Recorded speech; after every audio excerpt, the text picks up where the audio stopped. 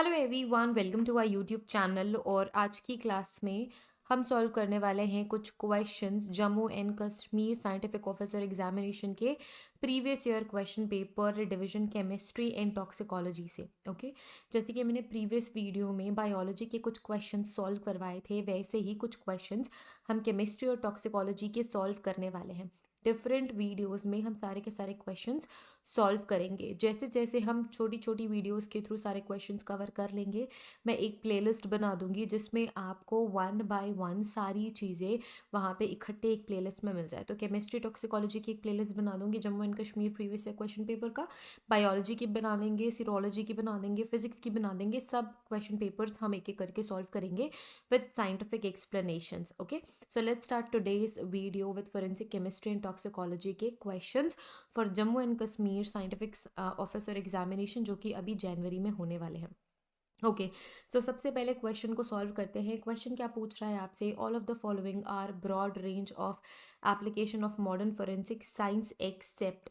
तो यहाँ पे आपको ध्यान देना है कि क्वेश्चन आपसे क्या पूछ रहा है। बच्चे बहुत बार ना क्वेश्चन सही से ना पढ़ने की वजह से आंसर्स में गड़बड़ कर जाते हैं। भले ही कई बार क्वेश्चंस बहुत ज़्यादा ईजी होते हैं, सिंपल होते हैं, बस वहाँ पे या तो एक्सेप्ट लिखा होता है या तो फिर नॉट लिखा होता है, जिसको बच्चे हड़बड़ी में, क्योंकि ईजी क्वेश्चन आया है, जल्दी जल्दी क्वेश्चन पढ़ के सॉल्व करने के चक्कर में उसे स्किप कर देते हैं।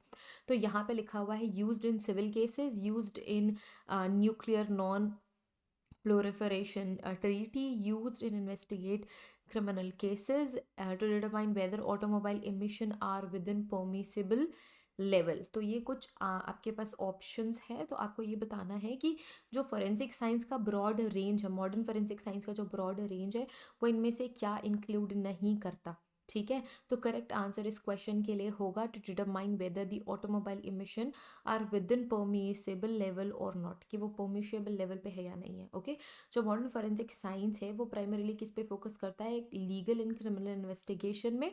It can be involve in various aspect, जैसे कि सिविल केसेस या फिर न्यूक्लियर या नॉन प्रोलिफरेशन ट्रीटीज या क्रिमिनल इन्वेस्टिगेशन। बट जो ये ऑटोमोबाइल इमिशन है, इसका कोई लेना देना नहीं है। ठीक है, ऑटोमोबाइल इमिशन से फोरेंसिक, मॉडर्न फोरेंसिक का कोई लेना देना नहीं है। फोरेंसिक साइंस जहाँ पे लग जाता है, उससे आपको ये समझना है हम साइंस का इस्तेमाल क्या कर रहे हैं, किसी भी तरीके के क्राइम को सॉल्व करने के लिए हम कर रहे हैं। ठीक है, तो तभी ही वहाँ पे फोरेंसिक साइंस इन्वॉल्व होती है, अदरवाइज फोरेंसिक्स वहाँ पे इन्वॉल्व नहीं होती। तो फर्स्ट क्वेश्चन का आंसर है डी। सेकेंड क्वेश्चन पे मूव करेंगे। Application of principle and knowledge of medical sciences to legal purpose and legal proceedings as so as to aid in the administration of justice। तो ये क्या है? बहुत easy सा क्वेश्चन है, बहुत सिंपल सा क्वेश्चन है। यहाँ पे क्या हो रहा है? Principle and application of knowledge of medical science, किसका या यूज़ कर रहे हैं? मेडिकल साइंस का यूज़ कर रहे हैं लीगल पर्पसेस के लिए, लीगल प्रोसीडिंग के लिए। तो वो क्या कहलाएगी? Forensic psychiatry, forensic entomology, forensic serology या फोरेंसिक मेडिसिन। तो इसका करेक्ट आंसर है फोरेंसिक मेडिसिन। ठीक है, जब कभी भी आप क्वेश्चन सॉल्व करोगे, इस तरीके के क्वेश्चन आएंगे, तो मेडिसिन का मतलब क्या होता है? हम मेडिसिन क्या है आपकी? Medical knowledge. आप क्या यूज़ कर रहे हो? मेडिकल नॉलेज को यूज़ कर रहे हो लीगल पर्पसेस के लिए, तो वो फोरेंसिक मेडिसिन हो गई। एंटोमोलॉजी क्या होती है? Entomology is study of insect, study of insects. तो जब स्टडी ऑफ इंसेक्ट्स आप लीगल पर्पसेस के लिए यूज़ करोगे, फोरेंसिक का मतलब ही लीगल पर्पस या लीगल चीज़ों में इन्वॉल्वमेंट है। ठीक है, तो यहाँ पे आपने मेडिकल की नॉलेज में लीगल चीज़ों के लिए मेडिकल की नॉलेज यूज़ करी, तो फोरेंसिक मेडिसिन हो गया। वैसे ही इंसेक्ट्स की स्टडी को अगर आप लीगल नॉलेज के, लीगल इश्यूज़ के लिए यूज़ करते हो, तो फोरेंसिक एंटोमोलॉजी होती है। फोरेंसिक सीरोलॉजी क्या होती है?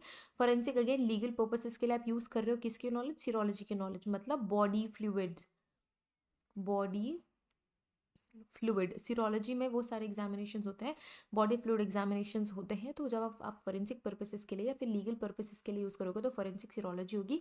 फोरेंसिक साइकेट्री कब हुई? जब आप साइकेट्री की नॉलेज एंड थ्योरीज को आप लीगल पर्पसेस के लिए यूज़ करते हो। तो क्वेश्चन सिंपल है, जब कभी भी आप किसी भी एरिया की नॉलेज को आप लीगल एरिया में यूज़ कर रहे हैं, लीगल पर्पसेस के लिए, प्रोसीडिंग्स के लिए यूज़ कर रहे हैं, तो वो फोरेंसिक में इंक्लूड हो जाता है। जैसे मेडिसिन, एंटोमोलॉजी, सीरोलॉजी, जैसे कि फिजिक्स की अगर आप नॉलेज यूज़ करो तो फोरेंसिक फिजिक्स हो गया, केमिस्ट्री की नॉलेज आप यूज़ करो तो फोरेंसिक केमिस्ट्री हो गया, like that.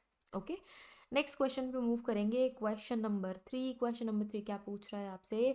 The eureka legend of Archimedes. Archimedes was able to prove that a crown was not made of gold by its hypodensity, and density and occupancy, density and hypersensitivity, density and buoyancy. सो इसका correct answer है answer number D, जो Archimedes का आपके पास जो Archimedes की theory थी वो आपको पढ़नी होगी। आर्किमिडीज ने क्या करा था, यूज़ करा था principle of buoyancy to determine the density of the object. ठीक है, ये जो आर्किमिडीज साइंटिस्ट थे हमारे, उन्होंने डेंसिटी ऑफ द ऑब्जेक्ट निकालने का एक खास तरीका बताया था हमें। जब कभी भी when we place when something is placed in a fluid, the Barton force acting on the object is equal to the weight of the liquid displaced। ये इनका मेन एक तरीके के बोल सकते हो थ्योरी है that allows to determination of density. तो जितना डिस्प्लेसमेंट होगा उतनी ही डेंसिटी, जितना ज़्यादा डेंसिटी उतना ज़्यादा डिस्प्लेसमेंट, जितनी कम डेंसिटी उतना कम डिस्प्लेसमेंट। ओके, तो ये फंडामेंटल प्रिंसिपल है आर्किमिडीज की थ्योरी का, तो ये आपको ध्यान में रखना है। Next question, question number 4, comparative study of various impressions and mark of tools used in commission of crime is examined by। तो यहाँ पे क्या हो रहा है, आपकी बहुत डिटेल्ड कंपैरेटिव स्टडी हो रही है डिफरेंट इंप्रेशंस की एंड डिफरेंट मार्क्स की, जो कि डिफरेंट स्पेसिफिक टूल्स से बने हुए हैं used in commission of crime commit करने के लिए अगर वो यूज़ किए गए हैं तो वो किसके अंदर आएगा, वो आएगा आपकी फोरेंसिक बायोलॉजिस्ट नहीं करेंगे, मैकेनिकल टेक्नीशियन नहीं, फोरेंसिक केमिस्ट नहीं, सो फोरेंसिक फिजिक्स के अंदर आता है ये, फोरेंसिक फिजिस्ट ये एग्जामिनेशन करते हैं। Let's move to next question. Locard's exchange principle can be apply to all of the following except. समझ गए कहाँ पे फोकस करना है। Tool marks form a screw driver formed on a metallic surface, fibers can be transferred from cloth to a person, soil samples carried from the perpetrator into victim's home, blood spatter can be used to identify direction of the force। ये सारे के सारे सही हैं।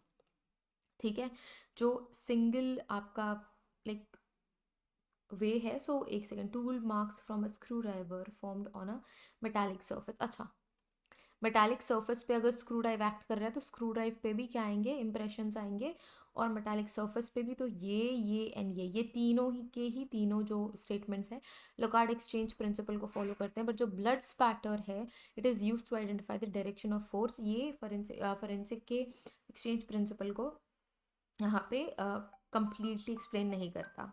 जो fourth option है blood spatter का, वो आपके डायरेक्शन को आइडेंटिफाई करता है, बट यहाँ पे कोई एक्सचेंज आपको नहीं दिख रहा है। जो लोकार्ड्स एक्सचेंज प्रिंसिपल है वो क्या कहता है, जब कभी भी दो चीज़ें कांटेक्ट में आती है, चाहे वो ह्यूमन हो या कोई दूसरा ह्यूमन हो या कोई ऑब्जेक्ट हो, तो वो कोई ना कोई स्मॉल डिटेल्स एक्सचेंज करते हैं। जैसे कि यहाँ पे टूल मार्क के केस में आप देख लो, जो स्क्रू ड्राइवर है वो किसके कॉन्टैक्ट में आ रहा है, मेटालिक सर्फेस के कॉन्टैक्ट में आ रहा है।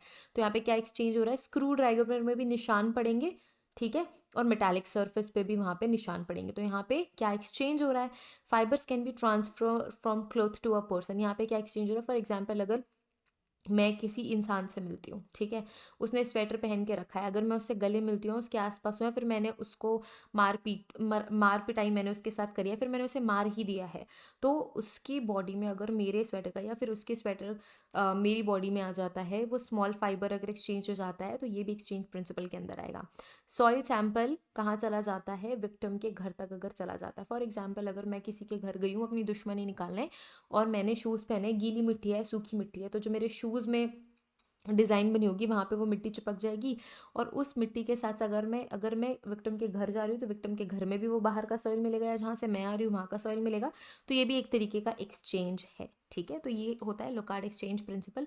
लोकार्ड क्यों कहते हैं, क्योंकि जो एडमंड लोकार्ड साइंटिस्ट था जिन्होंने ये थ्योरी दी थी, एक्सचेंज प्रिंसिपल दिया था, उनके नाम से हम इसे लोकार्ड एक्सचेंज प्रिंसिपल या फिर प्रिंसिपल ऑफ एक्सचेंज भी बोलते हैं। Okay, let's move to next question, question number 6। Medical examination of the body of the disease is called as. ये तो बहुत ही ईजी सा क्वेश्चन है। ठीक है, मेडिकल एग्जामिनेशन किसी डिजीज पर्सन के, मतलब अगर किसी मरे हुए पर्सन की एग्जामिनेशन हो रही है बॉडी की, तो उसे कहते हैं हम पोस्टमार्टम। ठीक है, पोस्टमार्टम एग्जामिनेशन हम उसे कहते हैं। Postmortem usually real cause of death जानने के लिए होता है। एज एस्टिमेशन क्या होता है, एज का एस्टिमेशन बोन्स के थ्रू किया जा सकता है, टीथ्स के थ्रू किया जा सकता है। अगर कोई अननोन बॉडी डिस्कवर हुई है तो फिर उसका एज पता करने के लिए एज एस्टिमेशन होता है। एंटीमॉर्टम होता है डेथ के पहले, और एक्सह्यूमेशन होता है अगर किसी बॉडी को दफना दिया गया है पर उसके बाद भी कोई एग्जामिनेशन रह गई है या फिर कोर्ट ने ऑर्डर दिया है कि वापस से पोस्टमार्टम होना चाहिए, तो वापस से उस दफनाई हुई बॉडी को अगर निकाला जाता है तो उसे हम कहते हैं एक्सह्यूमेशन। नेक्स्ट क्वेश्चन, क्वेश्चन नंबर 7 आपसे क्या पूछ रहा है? क्वेश्चन नंबर 7 कह रहा है कि all of the following are the basic principle of light, oh wait a minute, हाँ, all of the following are the basic principle of light microscopy except, तो यहाँ पे आपको एक्सेप्ट वाले क्वेश्चंस बहुत सारे देखने को मिल रहे हैं, राइट? तो एक्सेप्ट वाले क्वेश्चंस में आपको थोड़ा सा ध्यान रखने की ज़रूरत है, बाकी तो इट्स ऑल गुड, ठीक है। सो इसका ऑप्शंस अगर हम देखें, इसके ऑप्शंस पे अगर हम जाएं तो it says light passes through the condenser, objective lens minimizes the image of the specimen, slides is held on the 90 degree of the path of light travels through the barrel of a microscope, तो इसका correct answer है option D, light travels through the barrel of microscope, this is the this is the exception। बाकी के सारे जो आपके options है वो बिल्कुल फॉलो करता है लाइट माइक्रोस्कोप, जिस लाइट जो है वो बैरल के थ्रू माइक्रोस्कोप में जाती है, ये सही स्टेटमेंट नहीं है। So correct option is option D. Let's move to next question, question number 8, what does the Michelson interferometer do? So जो माइकलसन इंफेरोमीटर है वो क्या करता है आपको बताना है। It split a polychromatic beam of a radiation into the components of wavelengths, produces a beam of radiation as source, selectively filters certain wavelengths for a beam of IR radiation, modulate the IR signal at a lower frequency so that it can observed by the detector. तो इसका correct answer है answer D again. ये क्या करता है, modulate the IR signal to a lower frequency so that it can be observed by the detector, ठीक है। जो माइकलसन इंफेरोमीटर है वो यही काम करता है। जो माइकलसन इंफेरोमीटर है इसे FTIR या फिर फूरियर ट्रांसफॉर इंफेरोमीटर के नाम से भी जानते हैं। आपने FTIR के बारे में पढ़ा होगा, तो इसका दूसरा नाम FTIR भी है। It doesn't split a polychromatic beam to produce a beam, but instead it modulates the infrared signal at a lower frequency that allows detection of different wavelengths. That's why option D is the correct option here. Now let's move to next question. Dash supports a likely sequence of events by observing and evaluating physical evidence and statements made by witness and those involved with the incidents. सो इसके लिए क्या correct answer है, investigation, judgement, reconstruction and conviction. तो यहाँ पे क्या है, dash supports a likely sequence of events by observing and evaluating physical evidences and statements made by the witness। कौन स्टेटमेंट्स दे रहे हैं, विटनेस स्टेटमेंट्स दे रहे हैं जो कि उस इंसिडेंट में इन्वॉल्व थे। तो इसका करेक्ट ऑप्शन है ऑप्शन सी, रिकंस्ट्रक्शन। रिकंस्ट्रक्शन क्या होता है, फॉर एग्जाम्पल कोई एक क्राइम सीन हो गया, 10 दिन पहले कोई क्राइम हुआ था, वहाँ से एविडेंसेस भी उठा लिए गए हैं और वहाँ से विटनेसेस से भी हम स्टोरी सुन चुके हैं कि एग्जैक्टली हुआ क्या था। जब हमने स्टोरी सुन ली, फिजिकल एविडेंसेस पता लग गए कि कहाँ कहाँ से कैसे कैसे फिजिकल एविडेंसेस मिले हैं, सारी चीज़ों को ऑब्जर्व कर लिया, अगर हम फिर से वैसा ही सीन रिक्रिएट करते हैं तो क्या होता है, वैसे ही सिमिलर मतलब लाइकली सीक्वेंस हम रिक्रिएट कर रहे हैं कैसे, ये देखने के लिए कि कौन कौन से सीक्वेंस ऑफ इवेंट्स हुए, कब क्या हुआ, कैसे कैसे हुआ, उसमें हमने फिजिकल एविडेंसेस को भी इन्वॉल्व करा और स्टेटमेंट्स को भी इन्वॉल्व करा जो कि विटनेस ने दिया हमें जो कि वो उस क्राइम सीन में प्रेजेंट था या फिर उस इंसिडेंट में इन्वॉल्व था। तो इसे हम कहते हैं रिकंस्ट्रक्शन। इन्वेस्टिगेशन क्या है, जो सबसे पहले जो इन्वेस्टिगेटिव टीम है वो क्राइम सीन पे पहुंचती है, देखती है क्या हुआ, एविडेंस कलेक्ट करती है, विक्टिम्स को मेडिकल ट्रीटमेंट देती, फिर उनसे पूछते कि हुआ क्या, तो वो इन्वेस्टिगेशन हो गया। जजमेंट क्या है, जब दोनों पार्टीज़ के सारे स्टेटमेंट्स और फैक्ट्स देख लिए जाते हैं तो फिर लास्ट में जो जजमेंट होता है वो। जजमेंट के बाद होता है कन्विक्शन। कन्विक्शन क्या है, जब हमें ये पता लग गया कि XYZ पर्सन ने ये क्राइम किया है, इस इंटेंसिटी का क्राइम है और वो प्रूफ भी हो चुका है, तब जाके उसको कन्विक्शन होती है, मतलब सज़ा होती है। Let's move to next question, question number 10. All of the following are the common precautions to be taken care of avoid destruction of evidences at the scene of crime। ठीक है, तो सीन ऑफ क्राइम पे क्या क्या चीज़ें ध्यान में रखनी चाहिए, एक्सेप्ट, यहाँ पे भी एक्सेप्ट देखो कैपिटल्स में लिखा हुआ है। Use of clean latex glove for collecting each items of evidence, ये बिल्कुल सही है, बिल्कुल गलत नहीं है, ये सही है, ये यूज़ होगा। Each items of evidences must be pack separately, बिल्कुल सही।